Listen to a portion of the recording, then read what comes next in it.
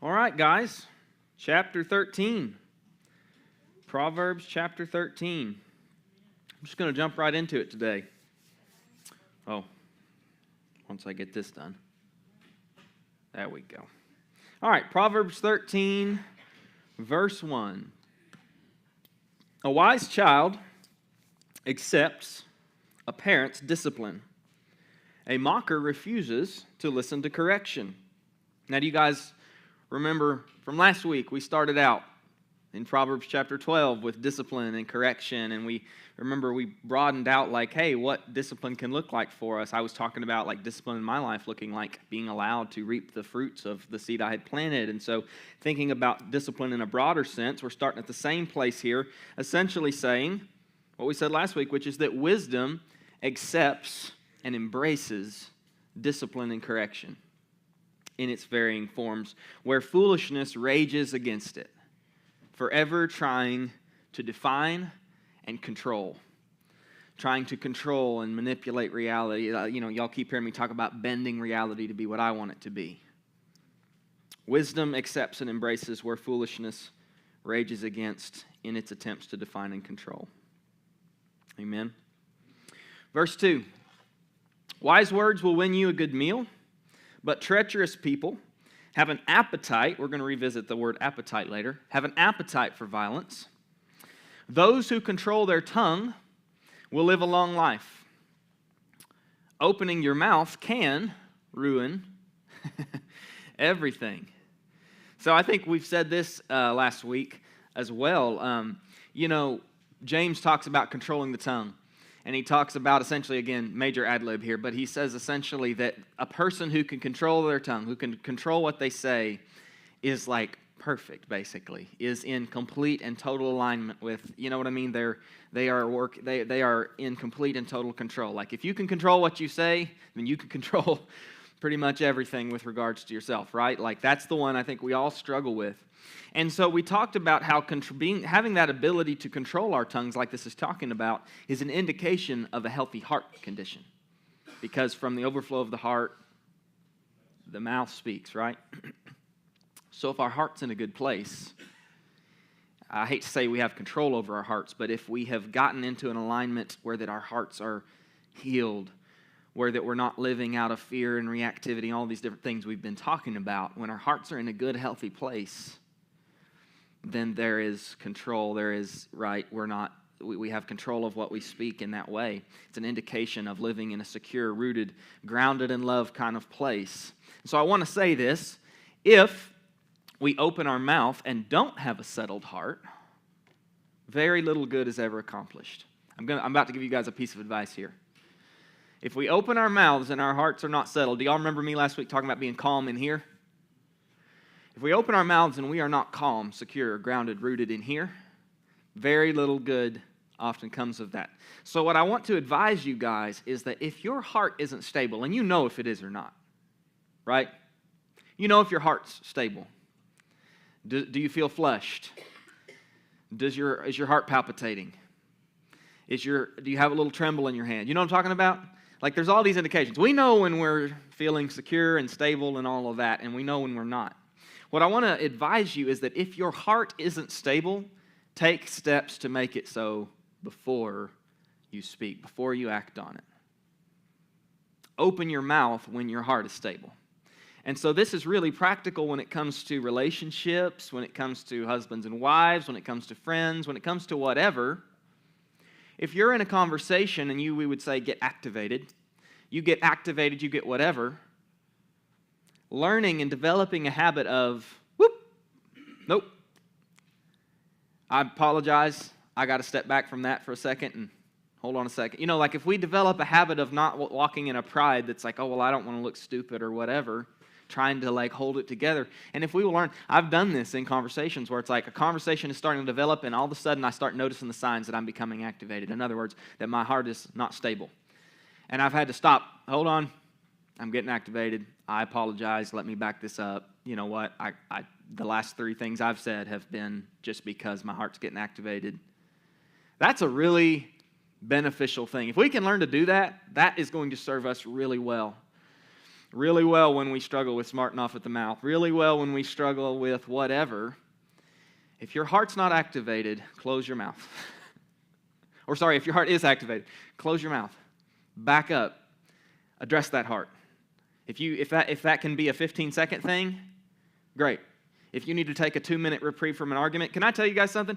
Anybody that's not going to respect you taking that step I would highly throw a yellow flag on that relationship and its health. If someone would tell you, no, you shouldn't go take 5 minutes. No, we need to have this now. If someone's not willing to respect that boundary, I would question, how healthy they are as well. Because anybody that, this is just my opinion, but if somebody's healthy and you say, hey, I really apologize, I'm getting activated here, can I just have 5 minutes to deal with that and address what is causing me to be that, and then let's resume this conversation? Healthy people will be like, nice. Because game recognizes game, right? So a healthy person will recognize a healthy choice, a healthy boundary, right? And that'll actually, to a healthy person, that'll be like, hey, this person's got some safe attributes. Somebody that's not particularly safe are the ones that are going to look bad on that. So I'm sorry, I'm getting lost here, but this is a big deal. If I just want to encourage you, and I want to give you the license as well, the permission that, hey, just because something is said does not mean it needs a response in that moment. It doesn't. Just because a text gets sent does not mean that you have to respond to it in 5 minutes or 10 minutes. It just doesn't. We are allowed to. And so if your heart is activated, address why it's activated. Let it speak to you about why it's activated. Go get with a support about why it's activated. Whatever you've got to do. And once your heart is calm again, you will have what you need to be able to address the situation in a healthy way. I want to really encourage you guys with that. All right, sorry, I got a little lost there. Verse 4, lazy people want much but get little, but those who work hard will prosper. The godly hate lies. We're going to talk about this one. The godly hate lies, the wicked cause shame and disgrace. I want you guys to notice something, because I'm going to go back to talking about appetites like I mentioned earlier. Notice it doesn't say the godly are really good at not lying. It says that genuinely, the godly, those whose lives are defined by the paths of, doing things God's way and whatever, genuinely do not have a taste for lies. Yuck, oh. And you guys had things in your past that you're now at a place of health and you look back on it and it's just gross, Anybody, you know what I mean? Yeah. So appetites. Our appetites are kind of you've heard me say our words are a billboard of our hearts. Our appetites kind of are too. They're like a mirror of our hearts. And a lot of times in church, we do this thing and where it's kind of we battle against the flesh. And what I want you to know is that as long as you're living in the flesh, and I don't necessarily mean kind of the church way we would think of that as far as living in the flesh, living in the sinful, living in the whatever, but I more mean the stuff behind that, living in the flesh, like I've been saying, living in the fear, living in the fear-based system, the insecurity, the living to please ourselves, living in our emotions, all that kind of stuff. When we're there, and that's our system of operation, we're going to constantly be struggling against the appetites of the flesh. And that's where we end up in this kind of eternal struggle in kind of battling against these appetites. And I love the picture that's painted here is that when God truly changes our hearts, when we really begin to surrender to Him, live out of love, experience His love, begin to walk in that peace and that security that's found in really internalizing His love for us, when we end up there, it's not a matter of just strong-arming against desires or fleshly appetites or whatever. It's our appetites actually begin to change to reflect that. How many of you guys find yourselves today, to whatever degree, beginning to want the good? How many of you guys used to think, paths of righteousness, and it just sounded like some kind of holier than thou thing, but now it's no, I want the paths of righteousness, I desire that, right? a change of appetite. The more that we surrender our hearts to God and begin to experience how good He is and begin to be defined, is a good word, to begin to be, the more we become defined by His love and the more free we feel in it, the more our appetites begin to reflect His desires. And I just like that. The godly hate lies. It's not a matter of, I'm trying really hard not to lie this week. It's like, I hate that. And even if I find myself in that, I hate it. I don't want that, right? That's such a healthy thing. I just pray that that would become something that would define all of us as believers, all of us as people, that God would be able to, as we are exposed to His light, that God would be able to begin to change our appetites, where it's not just a matter of, because I've spent a lot of my life locked in just sort of standoff with appetites, waging this war against appetites. But what really needed to change was the heart stuff. And as the heart stuff has changed, the appetites have changed.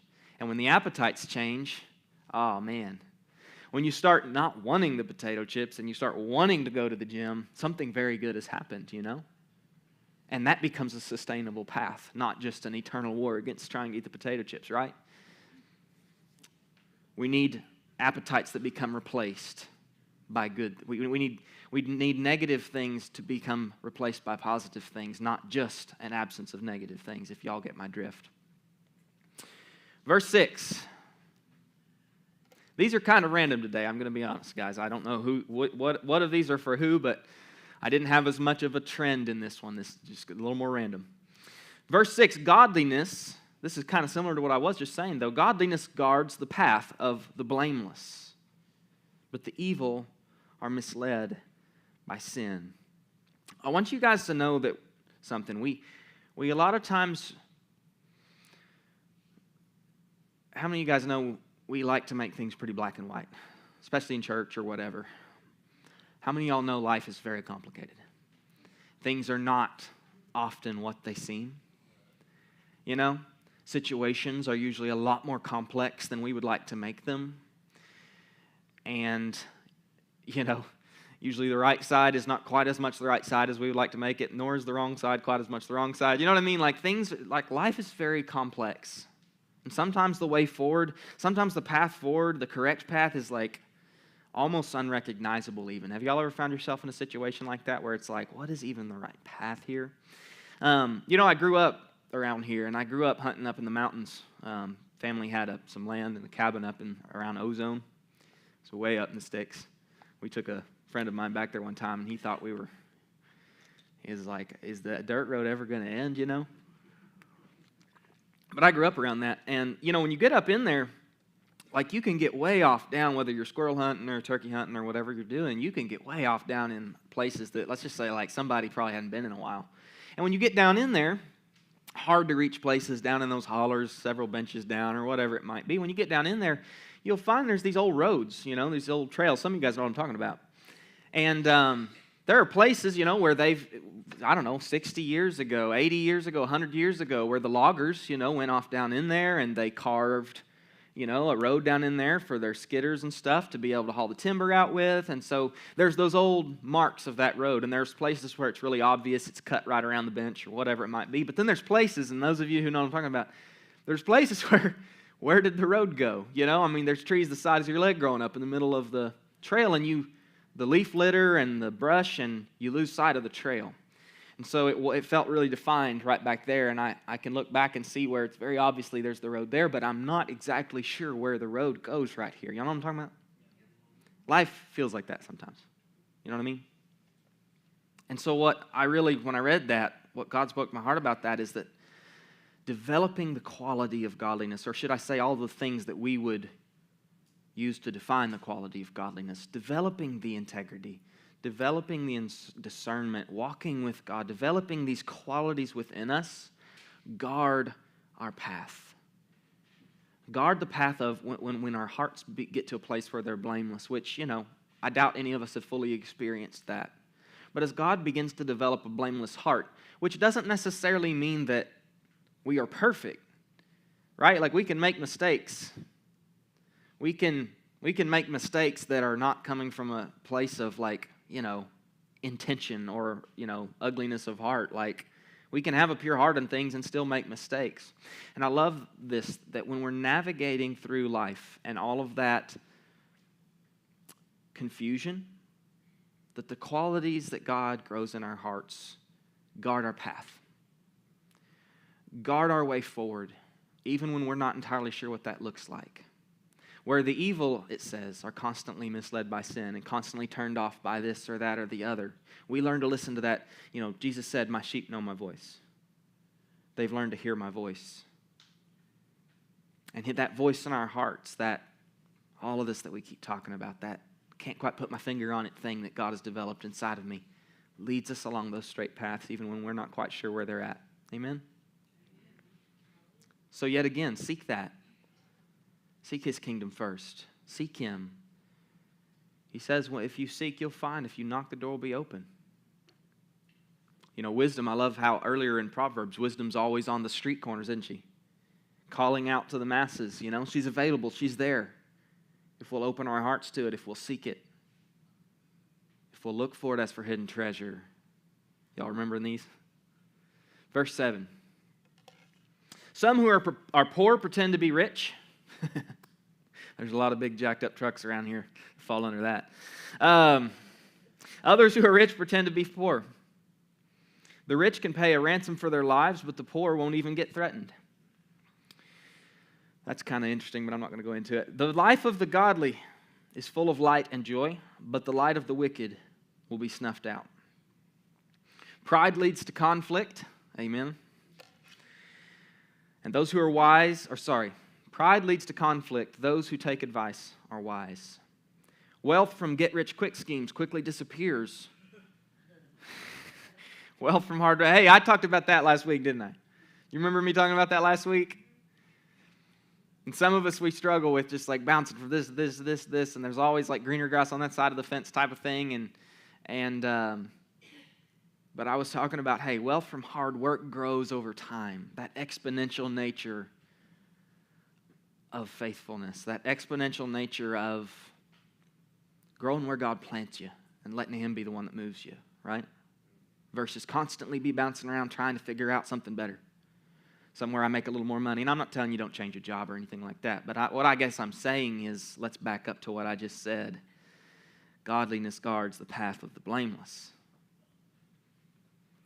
So let Him define your path forward. Let Him define where He wants you. Don't be constantly tying yourself into a mental pretzel trying to figure out what's going to be best. Because it doesn't work, does it? Quickly disappears. Hope deferred makes the heart sick, but a dream fulfilled is a tree of life. People who despise advice are asking for trouble. Those who respect a command will succeed. Have you guys ever met or been somebody who just cannot stand to be told anything? Ever met somebody like this? Not you, but somebody you know, that type of thing. I have been this way. I can own that. I have seen people that are like this. But something I've noticed is that when we are occupying that space, when we have that condition, this almost like allergic reaction to, it's not even what's being said to us. It's just being in the position of having to receive that. You know what I mean? It doesn't even matter what's being said. It's not being able to receive, essentially. It's like an allergy to it. When we have that condition, there's just something I've noticed is that we have a tendency to constantly find ourselves in that position. You know what I'm talking about? And I want to encourage you guys with something. That it is really beautiful when you learn to surrender yourself to God in this area and to be content with being the listener, being the grower, being the receiver, being the learner. That is, trusting God with bringing you forward when you need to be brought forward. And being able to trust Him with your status in that way, like that is a really beautiful thing when you get it. And here's why. Because if you are constantly the grower, you are very blessed. If you are constantly the learner, then you will learn much, right? And it will serve you well. Jesus said, those who exalt themselves will be humbled, and those who humble themselves will be exalted.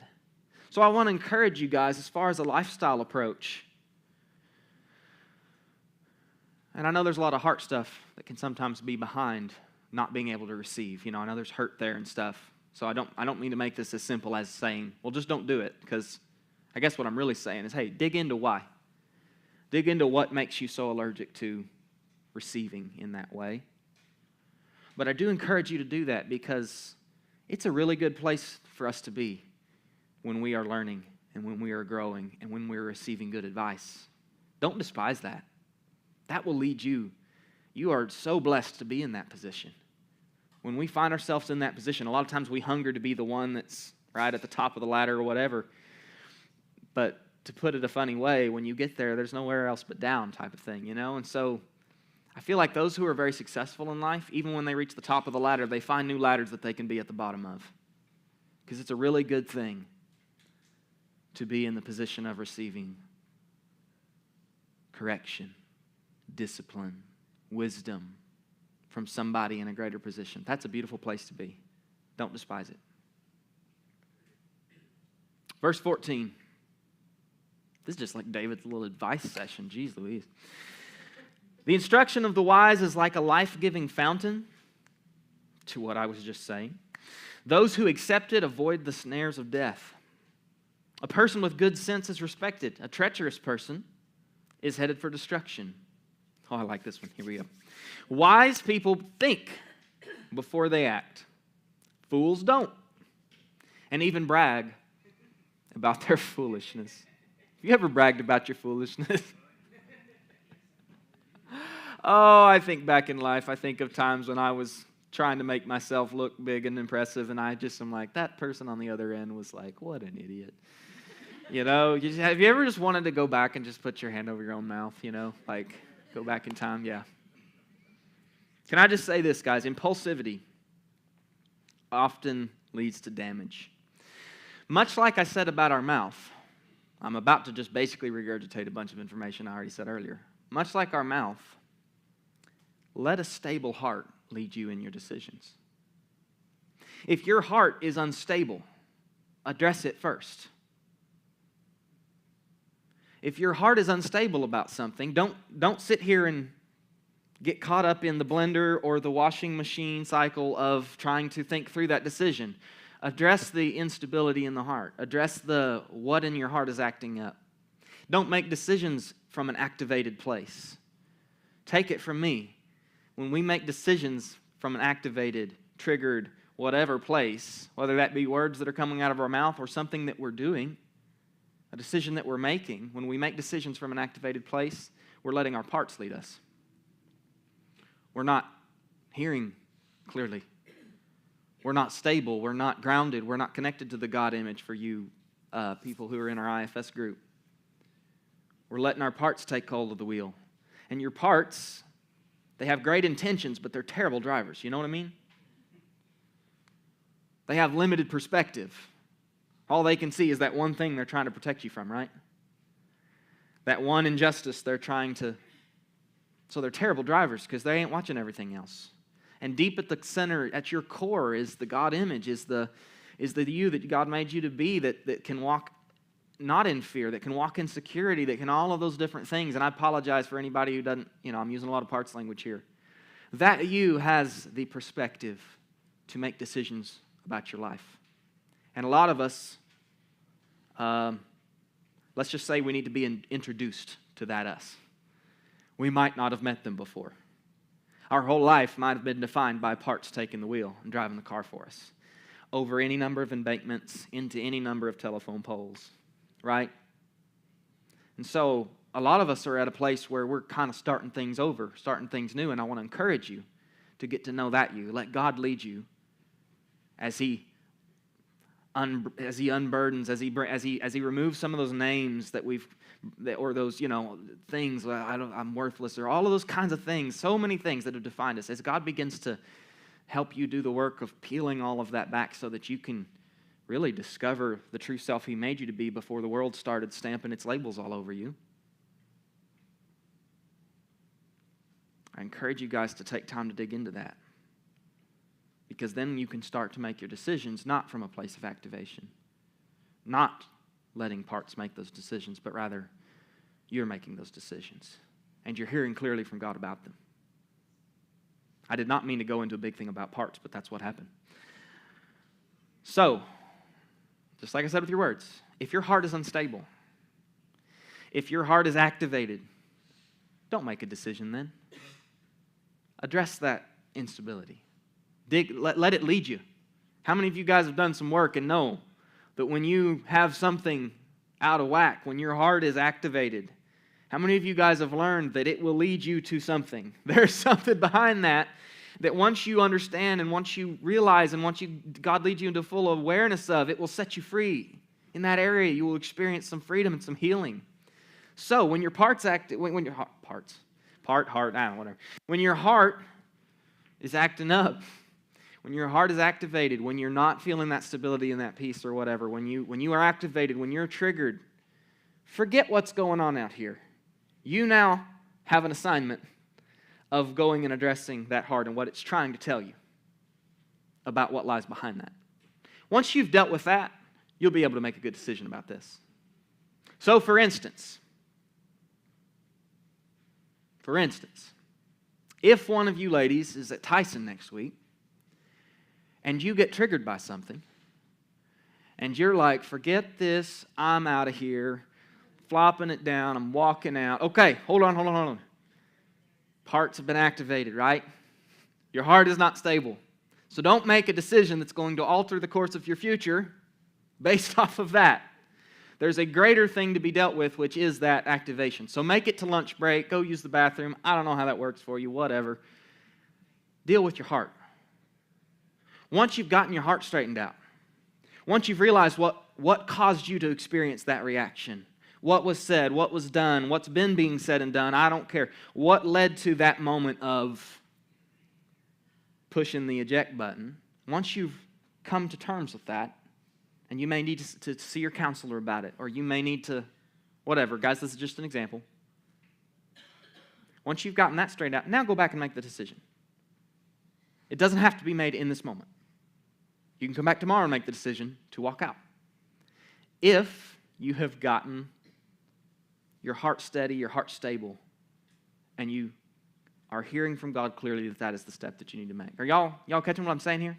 Because I know I'm this point a little bit, but it was my arm, Thomas. I think it was my body blocking it. Anyway, but we get ourselves into so much trouble acting and living out of parts, and one thing leads to another, and so I don't know, I've just seen this so many times. So we quit our job here, which then lands us in a difficult situation here because we can't find another one in the timeline that works with your program. And then, I've seen this so many times, Parts make a decision that get us out of an immediate thing that they're feeling really concerned about, lands us in something even worse, and now on and on it goes. When you start to make decisions, however, out of a stable heart, it kind of works the same way because it leads you to another place where, you see, it was kind of like I was talking about last week where that fork in the road happens, And taking this fork leads to now all of these. Now I'm stressed and upset, and that next thing happens, and I'm in a totally different place than I would have been if I'd been on this side to be able to address it, right? This stuff is like compound interest, y'all. So I really encourage you here. Decisions made out of reactive emotions usually don't lead good places. Amen? 17. An unreliable messenger stumbles into trouble, but a reliable messenger brings healing. We all have the ability to be messengers. Unintentionally or intentionally, we can end up being messengers of a particular interaction, of a situation, of something, you know what I mean? Like something somebody shared with us. We all have this kind of ability to be a messenger.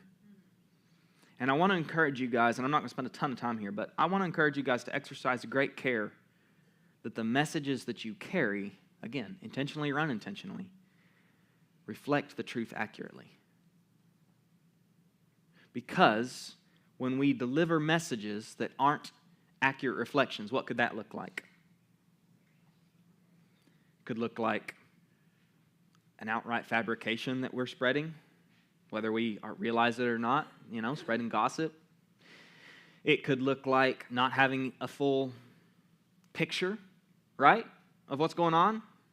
For instance, I've heard your side of it, but I haven't heard their side. You know what I mean? There can be that element at play. And then we can end up becoming carriers, if you will, messengers of that. And if those messages aren't accurate reflections, here's why I'm telling y'all to be really careful about this, is that we often end up sideways with everybody involved in the situation. Have you ever had that happen? Where you ended up caught between two parties and you're like, well, I'm not even part of this. What has happened here? You know what I'm talking about? Proverbs is just giving us some wisdom here. To take great care in what, number one, we become a messenger of. You're never required to be a messenger of something, right? Well, I guess if you're what do they call it? What's a counselors or, mandated reporter? Maybe you're a mandated reporter, so maybe you're required to be a messenger of something there. But like most of the time, we're not required to be a messenger of something. We can choose. We can choose. And this just can be such a tricky area for us. Take great care in what you become a messenger of and make sure that what you are being a messenger of, you are reflecting an accurate reality. Because I like this, the heart behind a reliable messenger brings healing. How many times have you gotten involved in a situation that your participation in it did not, it just added to the mayhem, And then there's, by contrast, this being a messenger of healing. Being blessed are the peacemakers. Blessed are those, you know what I'm talking about? We could spend a lot more time talking about that, but that's not what, we're going to move on. But I encourage you guys, in whatever situations you come into, seek God for what your role in it needs to be. That would be, I guess, the big thing. Seek God. Don't get pulled into somebody else's parts being activated or whatever, right? Verse 18. If you ignore criticism, you will end in poverty and disgrace. If you accept correction, here we are again, you will be honored. It is pleasant to see dreams come true. I like this one. But fools refuse to turn from evil to attain them. When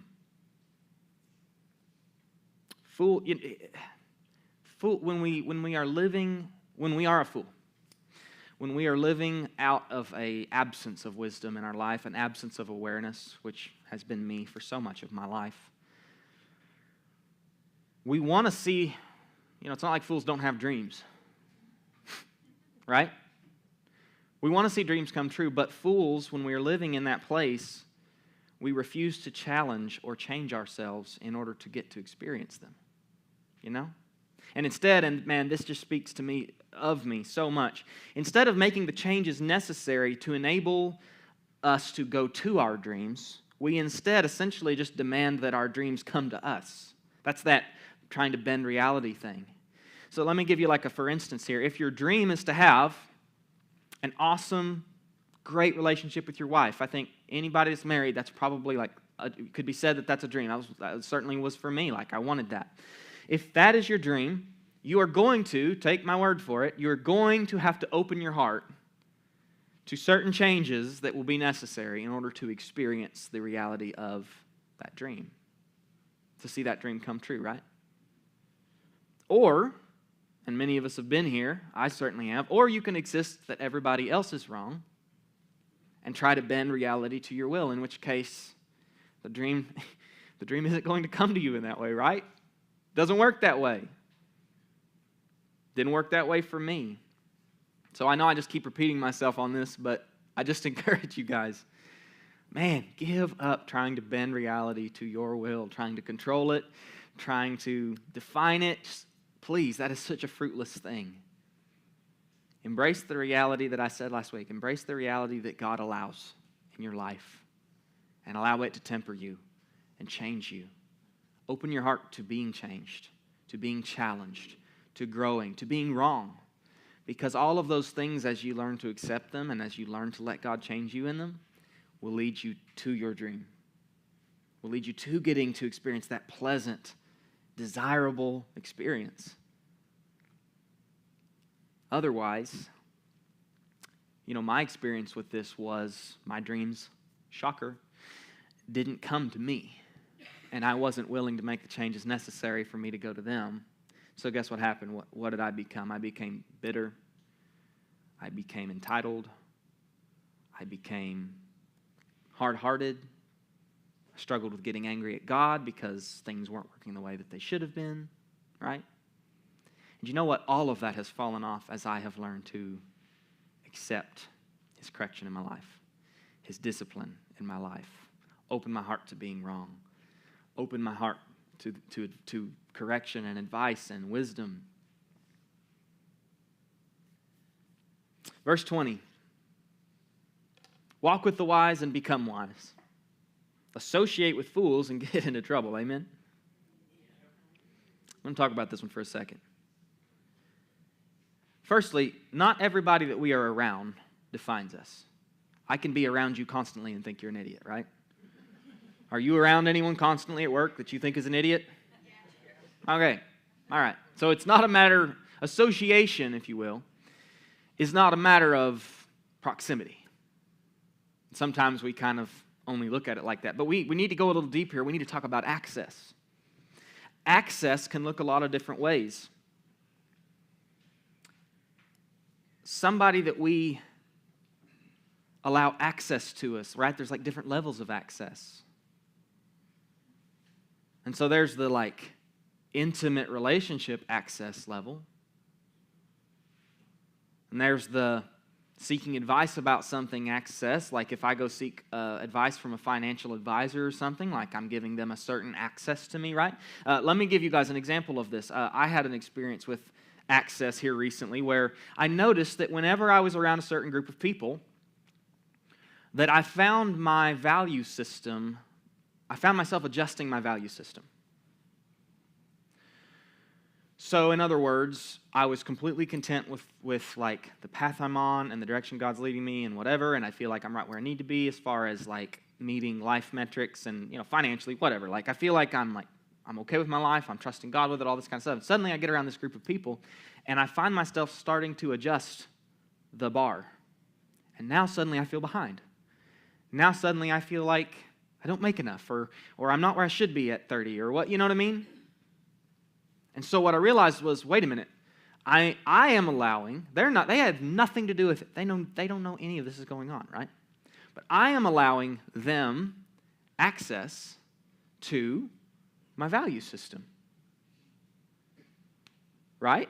I'm associating a part of myself, not all parts, but in this area of my value system, of my life metrics and stuff, I am allowing them access to me that is leading me to then start adjusting the bar, like, well, I should be here, or I should be more successful in this, or whatever, right? So that's a level of access, right?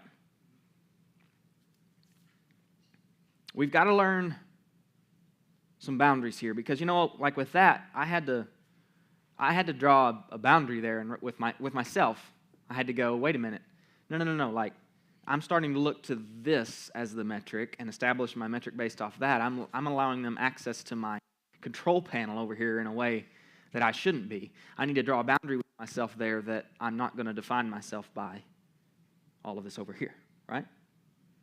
I was listening to a sermon. It was fantastic on boundaries. It was by Lisa Turkis this week. And man, she said one thing that just blew my mind. I'll have to share it with you guys. Surrounding like boundaries, which is, and it never hit me like this, but we don't put boundaries on other people. You can't. What can you force me to do? Or control? Nothing. I can't control you. A fruit of the Spirit is not others' control. A fruit of the Spirit is self-control. We can control self.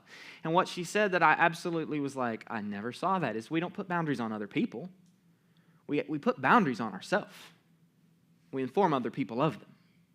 So when I draw a boundary, it's not me coming over here with some boundary wand and shaking my boundary wand over on you, and you being like, get that off of me. It's not like that at all.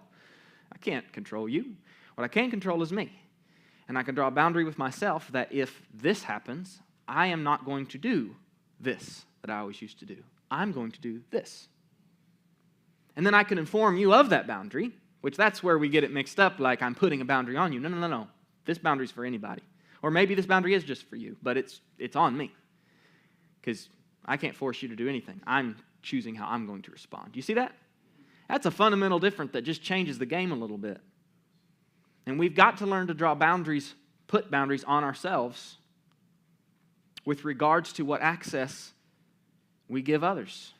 Walk with the wise and become wise. Associate with fools and get into trouble.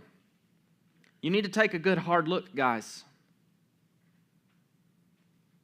at who you allow access to different areas of your life and what kind of boundaries you need in your life with regards to it. I will tell you, addiction is defined by a just incredible lack of ability to draw boundaries, or I should say put boundaries on yourself.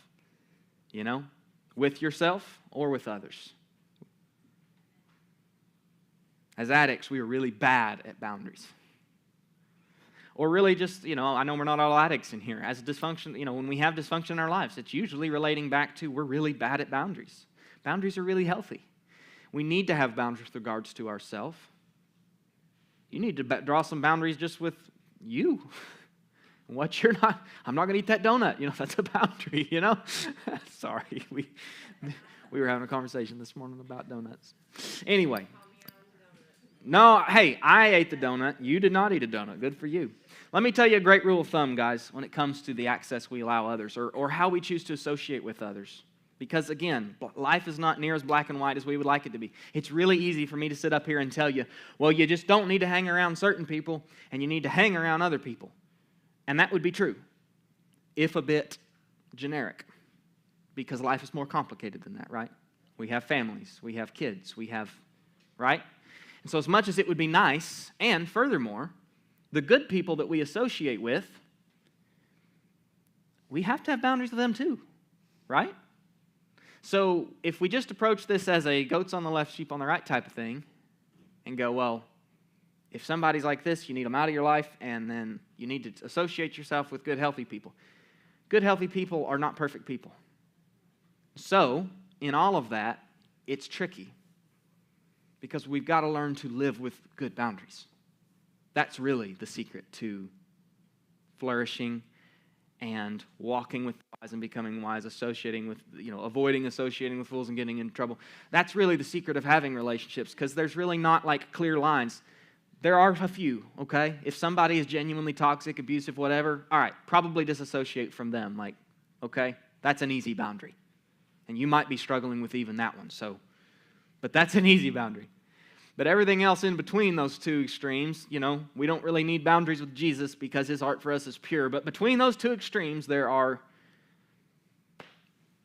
so much wisdom needed when it comes to drawing boundaries. I want to give you guys just a rule of thumb on it, though, which is just something to think about, because honestly, there's no possible way I could preach 5 sermons on boundaries. I'm still learning about it myself, There's so much. Counselors and therapists are so good at helping us with that because they offer a very objective view, So I encourage you guys, get books, read books on boundaries. Look up that Lisa Turkis sermon on boundaries. Like, there's so much good out there. But just as an easy rule of thumb, I want to just give you one little thing with regards to just who we are associating with and allowing certain accesses. Do you want their fruit? It's a really good question to ask regarding whatever access you might be looking at. Do I want the fruit that they are experiencing in their life? And here's why I say that, because fruit doesn't lie. So we can say something is, or we can act like something is, or we can wear a mask as if something is all we want, but at the end of the day, whatever comes out of the ground is what it is, right? Doesn't matter what package the seed came in, doesn't matter what the person told you it was. Have you guys ever seen Secondhand Lions? Okay, if it all comes up and it's corn, it was corn, Doesn't matter what the salesman said it was. It's corn. All right, so with that said, when it comes to association and access, if you look at somebody's life, let's just talk about the access of advice.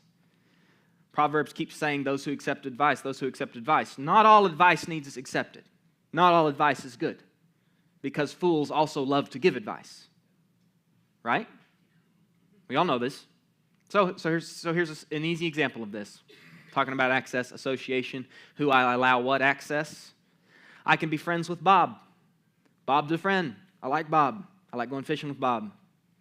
Bob is in enormous debt. I'm not going to allow Bob the access of advice.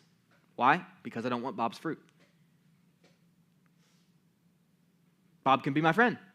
Bob can give me advice. I'm drawing a boundary with myself that I'm not allowing Bob the access of.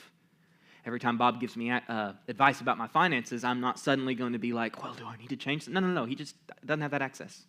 Do you see what I'm saying here? I'm not, Bob, you can't give me advice.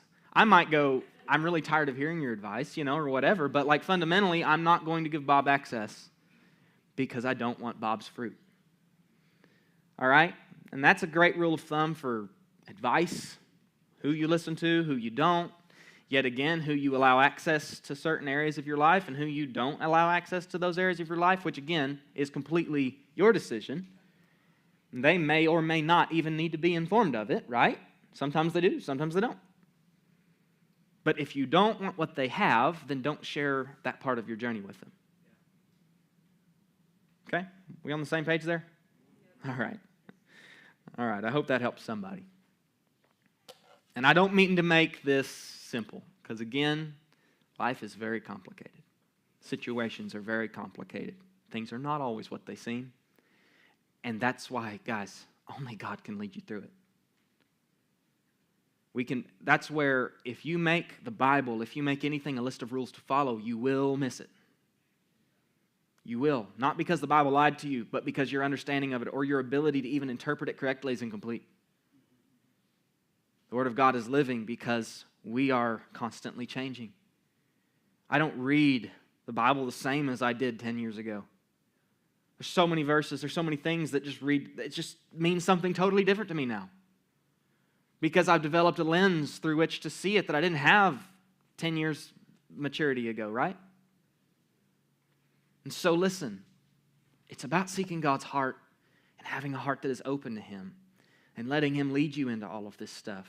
Because if you're walking into it with a list of rules, we talk about the Bible being an owner's manual or something like that, which it is, but at the same time, if you walk into it like, well, as long as I've got my owner's manual, and as long as you are making things a list of rules to follow, I'm telling you, you're going to mishandle situations, you're going to miss it, you're going to turn left when you should have turned right, you're going to jump when you should have sat down, you know what I mean? And we've all been there. We've all been there. What I'm finding in life is where the heart of it really is in seeking God's heart, is in having humility, opening my heart. Because yet again, take advice. Well, not all advice, right? So discernment and integrity and wisdom, the principles, right? Understanding the heart of the matter rather than just reading it at the surface level. Seek that. That's where it's at, y'all. That's what leads you through. That's what protects your path. Verse 21. Trouble chases sin, while blessings bring reward to the righteous. Good people leave an inheritance to their grandchildren, but the sinner's wealth passes to the godly. Can I just say this, guys? That is not a matter of intentions. It's not a matter of having good intentions. That generational blessing that just described. It's not a matter of good intentions. It's a matter of how you choose to live. What I mean by that, I had a conversation with a guy, it was like probably a year or two ago. And he had the best of intentions. We were friends. He had really good intentions. And he was telling me how, he just really wanted to turn over a new leaf, and he just wanted to leave something to his kids, and he just wanted them to be able to have something, and like he never had something, and he wanted them to be able to have something, and good intentions. But unfortunately, guys, there was a lack of integrity in this individual's life, and there was a lot of pride in their heart, which led to, very sadly, I can say today, the life they are living is not likely to see that dream fulfilled. Because it isn't a matter of intentions. I believe every one of you guys here probably have great intentions. But it's a matter of how we choose to live. Which is a waking up every day and doing it kind of thing. Surrendering our hearts to God, seeking Him in all our ways, in all our paths. Verse 23, I'm wrapping up here. A poor person's farm may produce much food, but injustice sweeps it all away. Those who spare the rod of discipline hate their children. Those who love their children and those who love their children care enough to discipline them. I 100% agree with this verse, but I do want to say this. This verse gets used to justify a lot of abuse. Spare the rod, spoil the child. I spank my kids, y'all. I spank my kids, okay? But I want you to understand something. Whether this is to you being on the giving end of this or whether you were on the receiving end of this, which I know you all were, discipline that isn't delivered in and tempered by love is abuse, okay? And that's not something that's understood. And a lot of us have been around or seen what was really some abuse get propped up by this verse. And I just want to set that record straight.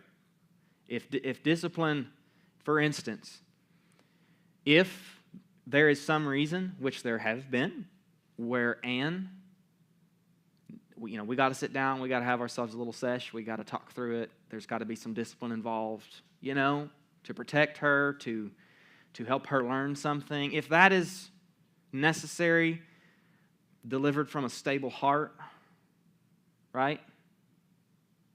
Tempered by love. It hurts me to do it, right? That's one thing. If I am just doing something, trying to cook, Anne's getting on my nerves, and I turn around and wallop her upside the head, that isn't discipline. That's abuse. Okay? That's not discipline offered in love. That is me calling discipline really just me being agitated and choosing to act out of it because I'm not in good control of myself. Right? And so I just want to throw that out there because most of us, there's probably a lot of people in here that have been hurt by that, and I just want to set that record straight. The godly eat to their heart's content, but the belly of the wicked goes hungry. All right, guys. Can I just say at the top of 23 there, a poor person's farm? Who owns a farm and isn't poor? I mean, for real, like, man, if you own a farm, you're All right. Will you bow your heads with me? Lord, I thank you for who you are. God, in some ways, I thank you that things aren't what they seem.